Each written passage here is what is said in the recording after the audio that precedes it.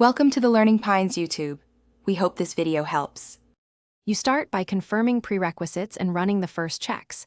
Make sure Windows updates are installed and you've restarted recently. Sign into the Microsoft account that owns the Office license, because activation links accounts to keys. Next, identify whether your license is retail, volume, or MAK, and note the product key or digital entitlement. This matters for the steps that follow.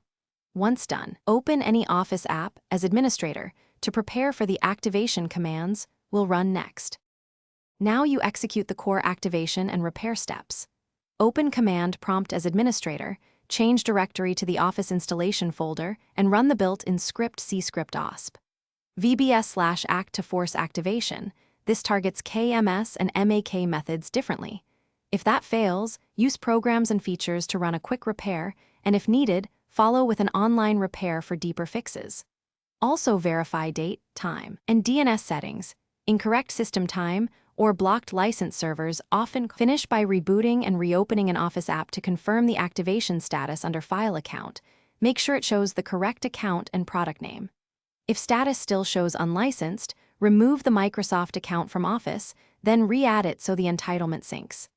As a last practical troubleshooting tip, reset the licensing store, delete tokens.